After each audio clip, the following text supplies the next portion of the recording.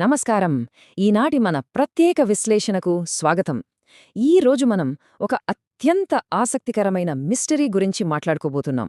అదేంటంటే 3000 సంవత్సరాల నాటి ఒక పురాతన సమాధి, దాన్ని తెరిచిన వారిని వెంటాడినట్లుగా చెప్పబడే ప్రపంచ ప్రసిద్ధమైన ఫారో శాపం. అసలు ఆ శాపం వెనుక ఉన్న అసలు రహస్యమేంటి? పదండి లోతుగా విశ్లేషిద్దాం. నేరుగా అసలు కథలోకి వెళ్ళిపోదాం. సంవత్సరం 1923, కైరో నగరం. రాత్రి సరిగ్గా 1:55 లార్డ్ కార్నార్వోన్ అనే ఒక బ్రిటిష్ ప్రభువు హఠాత్తుగా ప్రాణాలు కోల్పోయాడు. ఇక్కడే ఒక గూస్ బంప్స్ తెప్పించే సంఘటన జరిగింది. అతను కన్నుమూసిన సరిగ్గా అదే క్షణంలో కైరో నగరం మొత్తం ఒక్కసారిగా పవర్ కట్ అయిపోయి చీకట్లోకి వెళ్ళిపోయింది. అంతేకాదు, అక్కడికి వేలాది మైళ్ల దూరంలో ఉన్న ఇంగ్లండ్లో అతని పెంపుడు కుక్క సూజీ కూడా సరిగ్గా అదే సమయానికి వింతగా ఆరిచే ప్రాణాలు విడిచింది. వినడానికేదో హారర్ సినిమా సీన్లా అనిపిస్తోంది గదూ? కానీ ఇక్కడే ఒక భయానకమైన నిజం దాగుంది. ఈ ఒక్క నంబర్ చూడండి, 22. అవును, ఆ సంఘటన తర్వాత కేవలం 6 సంవత్సరాల కాలంలోనే ఆ సమాధితో ఏమాత్రం సంబంధమున్న దాదాపు 22 మంది వ్యక్తులు ఒకరి తర్వాతొకరు చాలా రహస్యంగా మరియు విషాదకరంగా మరణించారు. ఇది అప్పట్లో ప్రపంచాన్ని అక్షరాలా గడగడలాడించింది. విభాగం 1, ఒక భయానక ప్రారంభం. అసలు ఆ సమాధిని తెరిచినప్పుడు దాని వెలుపులా ఒక హెచ్చరిక రాసి ఉందని ప్రచారం జరిగింది. ఆ శాసనం అర్థమేంటంటే, ఫారో నిద్రను చెడగొట్టిన వారి వద్దకు మరణం వేగవంతమైన రెక్కలపై వస్తుంది అని. ఈ ఒక్క మాట చాలు కదా ఎవరికైనా ఉణుకు పుట్టడానికి. విభాగం 2, టూటన్ ఖామన్ అన్వేషణ. అసలి కథ ఎలా మొదలైందో తెలియాలంటే నవంబర్ 1922కు వెళ్ళాలి. హోవర్డ్ కార్టర్ అనే బ్రిటిష్ ఆర్కియాలజిస్ట్ తన ఆఖరి తవ్వకాలను ప్రారంభించాడు. అతనికి నిధులిస్తున్న లార్డ్ కార్నర్వాన్ అప్పటికే పూర్తిగా విసిగిపోయున్నాడు. ఇదే నీ ఆఖరి అవకాశం, రిజల్ట్ రాకపోతే ఫండింగ్ కట్ అని తేల్చి చెప్పేశాడు. అంటే కార్టర్కు అది ఖచ్చితంగా డూ ఆర్ డై సిట్యువేషన్ అన్నమాట. ఆ తర్వాత జరిగిన తవ్వకాల క్రమం చూస్తే ఎవరికైనా ఆశ్చర్యం కలగక మానదు. చాలా వేగంగా జరిగిందంతా. నవంబర్ 4న సమాధి మెట్లు బయటపడ్డాయి. మరుసటి రోజే అంటే నవంబర్ 5న మూసి ఉన్న అనూబిస్ తలుపు కల్పించింది.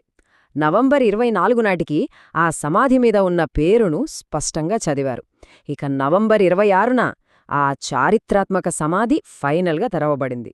నిజం చెప్పాలంటే మానవ చరిత్రలోనే ఇది అత్యంత గొప్ప పురావస్తు ఆవిష్కరణ అని చెప్పుకోవచ్చు.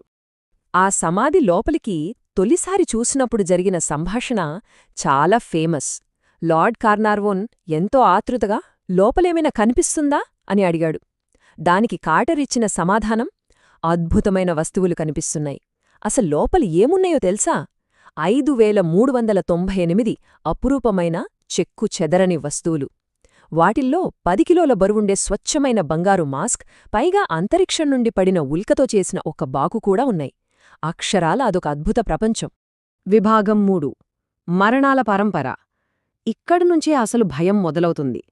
ఈ సమాధిని కనుగొన్న కొద్ది రోజుల్లోనే ఒక వింత సంఘటన జరిగింది. కార్టర్ ఎంతో ముద్దుగా పెంచుకుంటున్న ఒక పసుపు పచ్చని పక్షిని దాని పంజరంలోనే ఒక నాగుపాము మింగేసింది. ఈజిప్షియన్ సంస్కృతిలో నాగుపాము అనేది రాజరికాలకి సింబల్. ఇంకేముంది, ఫారో పగ తీర్చుకుంటున్నాడని, ప్రతీకారం మొదలైపోయిందని స్థానికుల్లో భయం మొదలైంది. ముఖ్యంగా లార్డ్ కార్నార్వోన్ మరణించిన తీరు చూస్తే ఎవరికైనా అనుమానం రావడం ఖాయం. ఏప్రిల్ 1923లో ఏం జరిగిందంటే, మొదట అతని చెంపపై ఒక దోమ కుట్టింది. ఆ తర్వాత షేవింగ్ చేసుకునేటప్పుడు ఆ గాయం తెగింది. దానిపై ఒక ఈగ వాలడం వల్ల సీరియస్ ఇన్ఫెక్షన్ వచ్చింది. చివరకు తీవ్ర జ్వరంతో ఆయన కన్నుమూశాడు. ఈ మరణం అప్పట్లో గ్లోబల్ మీడియాలో ఎంత సంచలనం సృష్టించిందంటే, సాక్షాత్తు షెర్లాక్ హోమ్స్ సృష్టికర్త సర్ ఆర్థర్ కోనన్ డోయల్ కూడా పబ్లిక్గా ఈ శాపం నిజమే అని ప్రకటించేశాడు. ఆ తర్వాత 1926లో జరిగిన శవపరీక్షలో ఒక షాకింగ్ నిజం బయటపడింది. ఆ 3000 సంవత్సరాల నాటి మమ్మీ ఎడమ చెంపపై ఒక స్పష్టమైన మచ్చ కనిపించింది. ఆశ్చర్యకరంగా ఆధునిక బ్రిటిష్ ప్రభు కార్నార్వోన్ను దోమకుట్టిన ప్రదేశం కూడా సరిగ్గా ఆ ఎడమ చెంపమీదే. ఈ విషయం బయటికి రాగానే ఇక ప్రపంచం మొత్తం ఈ ఫారో శాపాన్ని గుడ్డిగా నమ్మడం మొదలుపెట్టింది. విభాగం 4, టూటన్ ఖామన్ అసలు నిజం. సరే, ఇప్పటిదాకా ఈ మిస్టరీ కథలు బాగానే విన్నాం కదా. ఇప్పుడు కొంచెం వాస్తవాలని విశ్లేషించే ప్రయత్నం చేద్దాం. అసలు ఎవరండి ఈ యువరాజు? ఈ టూటన్ కామన్ వెనక ఉన్న అసలు నిజమేంటి? అతని జీవితానికి సంబంధించిన నిజాలు చూస్తే మీరు ఖచ్చితంగా ఆశ్చర్యపోతారు. అతడు క్రీస్తుపూర్వం 1329లో తీవ్రమైన మతపరమైన గందరగోళాల మధ్య పుట్టాడు. రాజకుటుంబాల్లో తరతరాలుగా వస్తున్న దగ్గరి బంధువుల వివాహాల కారణంగా అతనికి తీవ్రమైన క్లబ్ ఫుట్ వ్యాధి ఉండేది. అతను నడవడానికి ఏకంగా 130 చేతికర్రలవసరమయ్యేవి. అంతేకాదండోయ్, ఎముకల వ్యాధితో పాటు మలేరియా కూడా ఉన్నట్లు ఆటోప్సీలో తేలింది. అంటే 18 ఏళ్లకే మరణించిన ఒక అత్యంత బలహీనమైన, ప్రాముఖ్యత లేని రాజు అన్నమాట. విభాగం 5. శాపం గుట్టురటు. ఇంత బలహీనమైన రాజు పేరుమీద ఇంత పెద్ద శాపమా? ఇప్పుడు ఈ అతీంద్రియ అపోహలను చారిత్రక తర్కం మరియు పక్కా సైంటిఫిక్ ఆధారాలతో ఎలా బద్దలు కొట్టవచ్చో ఒక్కసారి చూద్దాం. ముందుగా ఆ శాసనం ముచ్చట చూద్దాం. మరణం వేగవంతమైన రెక్కలపై వస్తుంది అనే హెచ్చరిక సమాధిపై ఉందనుకున్నాం కదా. ఫ్యాక్ట్ ఏంటంటే ఆ శాసనం అక్కడ ఎప్పుడూ లేనేలేదు. ఇదంతా ఒక ఔత్సాహిక ఆర్కియాలజిస్ట్ పేపర్ వాళ్లకి చెప్పిన కల్పిత కథ. ఆ తవ్వకాలు జరిపిన బృందానికి కూడా ఈ విషయం తెలుసు. కాని ఆ కట్టుకథను ఖండించకుండా వాళ్లు లైట్ తీసుకున్నారు. దాంతో ఆ అపోహ కార్చిచ్చులా ప్రపంచమంతా వ్యాపించింది. మరి ఆ మరణాల వెనుక ఉన్న అసలు కారణమేంటి? డాక్టర్ ఎజ్జద్దీన్ తాహా అనే శాస్త్రవేత్త 1963లో దీని గుట్టు విప్పారు. దానికి కారణం ఆస్పర్గిల్లస్ నైగర్ అనే ఒక ఫంగస్. పురాతన సమాధులలో చీకటిగా, తేమగా ఉండే ప్రదేశాల్లో ఈ ఫంగస్ వేలాది సంవత్సరాలుగా బతుకుంటుంది. ఆ గాలి పీల్చినప్పుడు శ్వాసకోశ సమస్యలొస్తాయి. అసలు విషయమేంటంటే కేవలం సాధారణ యాంటీబయోటిక్స్ వాడితే ఇట్టే తగ్గిపోయే వ్యాధి ఇది. ఇందులో ఎలాంటి శాపం లేదు, పక్కా సైన్స్. ఇప్పుడు ఆ సంచలన వార్తల వెనుక ఉన్న వాస్తవాలేమితో ఒకసారి బట్టబయలు చేద్దాం. కైరోలో కరెంటు పోవడం శాపమా? కాదు. 1920ల కాలంలో కైరోలో పవర్ కట్ సర్వసాధారణం. ఇక కుక్క ఒకేసారి చనిపోయిందా అంటే టైంజోన్ల వ్యత్యాసం లెక్కలోకి తీసుకుంటే అది చాలా గంటల తర్వాత జరిగిందనే స్పష్టంగా తేలింది. మరి మమ్మీ చెంపపై మచ్చంటారా? అది ది టైమ్స్ పత్రికతో పోటీపడేందుకు మార్నింగ్ పోస్ట్ వాళ్లు స్వయంగా అల్లిన ఒక శుద్ధ కట్టుకథ. ఇది అసలు నిజం. వీటన్నిటికంటే ఒక బలమైన ఆధారమేంటో తెలుసా?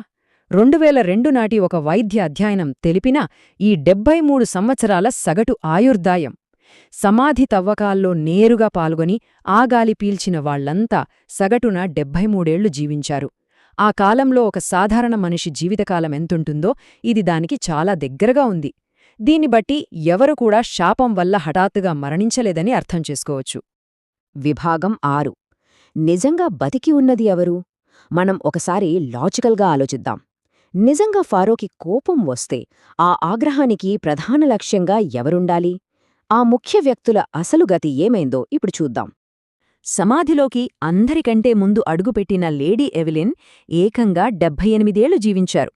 ఇక ఆ మమ్మీకి స్వయంగా శవపరీక్ష చేసిన డాక్టర్ డగ్లస్ డెరీ 87 ఏళ్లు బతికారు. ఆ సమాధిని తెరిచిన ప్రధాన వ్యక్తి హోవార్డ్ కార్టర్ 64 ఏళ్లు జీవించాడు. గమనించారా?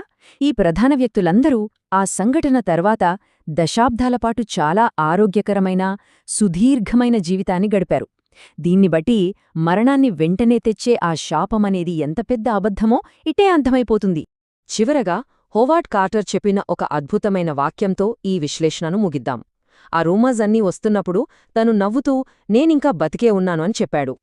ప్రాచీన ఈజిప్షియన్ల నమ్మకం ప్రకారం ఒకరి పేర్ను ప్రపంచం మర్చిపోయినప్పుడే వారు నిజంగా మరణించినట్లు. ఆలోచించండి, 3000 సంవత్సరాల పాటు చీకట్లో మరుగున పడిపోయిన ఒక చిన్న రాజు పేరును ఈ సమాధిని వెలికితీయడం ద్వారా కార్టర్ మళ్లీ ప్రపంచానికి పరిచయం చేశాడు. అతడు టూటన్ కామన్కు ఎలాంటి శాపాన్ని ఇవ్వలేదు, బదులుగా ఎప్పటికీ నిలిచిపోయే అమరత్వాన్ని ఇచ్చాడు. మరి ఈ విశ్లేషణ చూసిన తర్వాత మీరేమంటారు? ఆ పురాతన శాపం నిజంగానే ఒక శిక్ష అంటారా, లేక చరిత్రను బతికించిన ఒక వరం అంటారా?